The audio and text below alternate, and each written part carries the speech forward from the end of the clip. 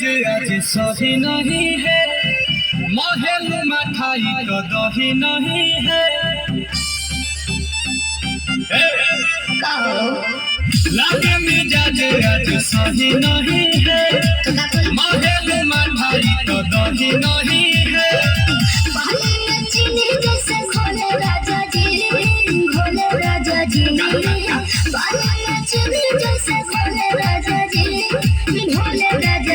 कमरिया गोले गोले कमरिया गोले गोले कमरिया गोले गोले गोले गोले गोले राजा जी कमरिया गोले गोले गोले गोले गोले राजा जी कमरिया गोले गोले गोले गोले रानी जी कमरिया गोले गोले गोले गोले गोले रानी जी।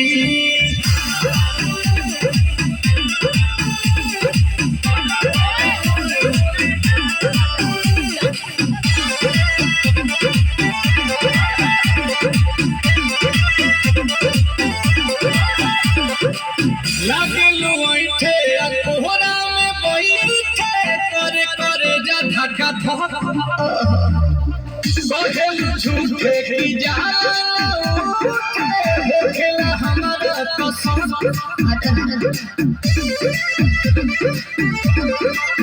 सुनो या जी सैया दवा हमरे जी सैया फटाफट ला दो जाके मेरे में जी सैया बात मीठी मीठी बोले राजा जी बोले राजा जी बात मीठी मीठी बोले राजा जी बोले राजा जी कमरिया बोले बोले कमरिया बोले बोले कमरिया बोले बोले बोले बोले बोले राजा जी कमरिया बोले बोले बोले बोले बोले राजा जी कमरिया गोले गोले गोले गोले रानी जी कमरिया गोले गोले गोले गोले गोले रानी जी।